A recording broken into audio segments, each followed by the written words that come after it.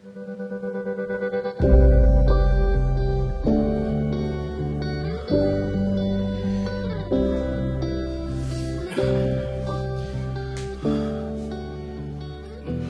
Guys, আজকে খুবই একটা বাজে অভিজ্ঞতা শেয়ার করবো আপনাদের সাথে। ঠিকমতো কথা বলতে পারতেছি না বিকজ এইমাত্র একটা প্রজেক্ট করতেছিলাম। তো এই প্রজেক্ট করার পর একটু রিল্যাক্স হওয়ার জন্য আমার চেয়ারে একটু ঢালান দিয়ে বসলাম।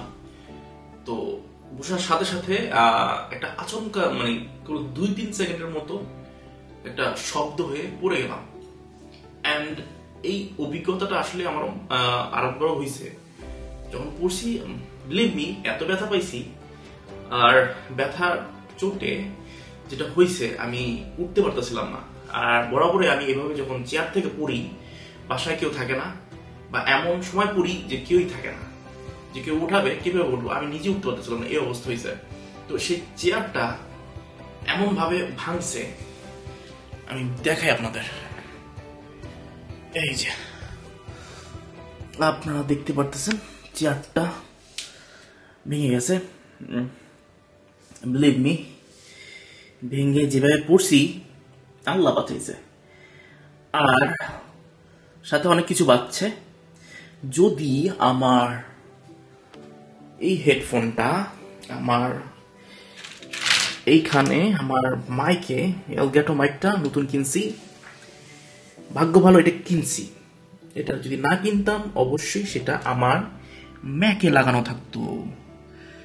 আর যখন ম্যাকে লাগানো থাকতো, আমার কানে যখন এগুলো লাগাতাম, তো আমি যখন পড়ে গেছি এটা পুরাটা এভাবে এসে সেটা এভাবে করে টেবিলের নিচে পড়ে যেত। এই হচ্ছে অবস্থা। ভাগ্য ভালো এটা আমার মাইকে লাগানো ছিল, সো বেঁচে গেছে।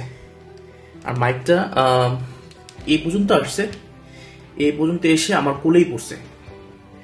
যাক, মাইকে কিছু হয়নি, টেস্ট করছি। আর এটার হলে আচ্ছা, এখনো ব্যথা করতেছে মাথা। তো কিছু শেয়ার করি আপনাদের। চেয়ার কেনার ক্ষেত্রে কি কি লক্ষ্য রাখবেন, বাস্তব অভিজ্ঞতা আমার শেয়ার করতেছি। Wait a minute. Okay, perfect. Okay, আমার ফেসবুক স্ট্যাটাসে গেলে আমি বুঝতে পারবো গত প্রিভিয়াস এই কথা বলতে পারছি না ঠিক মতো। ফেসবুকের হিস্ট্রি দেখলে বুঝতে পারবো এটা কবে কিনছি, বিকজ কেনার সাথে সাথে আমি এটার পোস্ট দিয়েছিলাম। সো এটা কিনছিলাম 5,000 টাকা দিয়ে পান্থপথ থেকে। আর অনেক মজবুত মনে হয়েছে, যখন আমি বসছি তখন অনেক মজবুত মনে হয়েছে। অ্যান্ড আনফর্চুনেটলি এটা 1 বছর বা হয়ে ব্রেক হয়ে গেল। আর আমি যতদূর এখন একটা সাজেশন আপনাদের দেবো, সেটা হচ্ছে যখনই চেয়ার কিনবেন আপনারা স্ট্রাকচার মানে উপরের ফিটফাট দেখে কিনবেন না। অবশ্যই যে নিচের চেয়ারের যে বেসমেন্টটা আছে সেটা প্লাস্টিকের হবে না, প্লাস্টিক দেখে কিনবেন না। এসএস যদি থাকে বা স্টিল যদি থাকে সেগুলো কিনবেন। বাজেট ভালোই ছিল, 5,000 টাকাতে কিনছিলাম এটা। যাক, আমার বাজেট আরো বাড়াতে হবে, বিকজ আমি চাই না আবারও ভাবে এভাবে পড়ি। যেভাবে পড়ছিলাম কোনো ইয়েতে পড়ছে, আমার ফ্লোরে পড়ছে প্রথমে। সো দেন আমার এই যে ব্যাক সাপোর্ট ছিল, তো সেখানে ঠাস করে পড়ে গেলাম, উঠতে পারতেছিলাম এই অবস্থা। তো চেয়ার কেনার ক্ষেত্রে একটা অবশ্যই সাবধানতা অবলম্বন করবে, সেটা হচ্ছে নিচের যে বেসমেন্ট আছে অবশ্যই এসএস বা স্টিল দেখে কিনবেন। যেটা বস চেয়ার বলুক, এগুলো আসলে নরবরে হয়। আমার ওজন ওয়েট অনুসারে আমার চেয়ারটা ঠিক ছিল। আর ওইখান থেকে বলা হয়েছিল যে 3 বছরের মধ্যে কিছু হবে না, আশা করি। 3 বছর তো গেলই না। আর চাকা, আমি আগে বলছিলাম যে চাকার যে বেসটা কি আছে, বলে স্টিল এবং প্লাস্টিক। আচ্ছা যাক, শুধু প্লাস্টিক কিন্তু এটা। যাক, এটা ভেঙে গেছে। আমি দারাজে একটু সার্চ করে দেখলাম যে বেসমেন্টটা কোথায় পাওয়া যায়। বেসমেন্ট পাওয়া যেতে পারে 1,000 টাকার মধ্যে লাগে আর কি বেসমেন্ট করতে, নিজে নিজে লাগানো যায়। বাট আমি এইটাকে আর ভুলেও এটাকে রিপেয়ার করবো না, আমি একটা নতুন এটা কিনে ফেলবো। বিকজ নতুন কেনাটাই বেটার, যত টাকা লাগুক। আমার বাজেট 15 থেকে 20 থাকবে চেয়ারের প্রতি, বাজেট একটু বাড়াবো অবশ্যই, কোনো ব্যথা আমার লাগছে অনেক। আর চেয়ারের বাজেটটা আমি বেশি করতে চাইনি, 5 তো মনে হয় মিনিমাম বাজেট, ঠিক আছে। তো এই সার্ভিস যদি দিয়ে থাকে আমার আসলে এখন দেখতে হবে আর কি ভালো মানের চেয়ার এবং যে বেসটা আছে বেসটা মজবুত কিনা। তো সেটার জন্য আমি একটা সাজেশন দিতে পারি যে গ্রিডের যে চেয়ারটা আছে গ্রিডের, সেটা আমি নিব প্রোটাক্সের নামে, প্রায় 12,000 টাকার মতো পড়বে, সেটা অবশ্যই আমি নিয়ে ফেলবো। আর যদি আপনাদের কোনো সাজেশন থাকে ভালো চেয়ার যেটা আপনার 3 থেকে 4 বছর ইউজ করছেন, সেটা আমার সাজেশন করতে পারেন। আমার সাবস্ক্রাইবার যারা আছেন কমেন্টে অবশ্যই জানাবেন। ব্যথা কিন্তু ভালোই বেশি, আর এভাবে ইনজিওর হওয়াটা আসলে খুবই ক্ষতিকর। বিকজ আপনি একটা কাজ করতেছেন, হঠাৎ করে যে এই বেসমেন্ট গুলো যদি ভালো না থাকে, চেয়ারের বেস গুলো আমি বলতেছি, এগুলো যদি ভালো না থাকে, হঠাৎ করে পড়ে গেলে যে আপনার কি ইনজিওর্ড হন, আসলে এইটা অভিজ্ঞতা আমার এই নিয়ে 2বার হইলো। 2বার হয়েছে। এই 2বারেই আমি মনে করছিলাম যে একবার যখন কিনছিলাম চেয়ার, বাজেট লো ছিল 2600 থেকে 3000 টাকার মধ্যে, ওইটাও সেম অবস্থা, ভেঙে গেছে।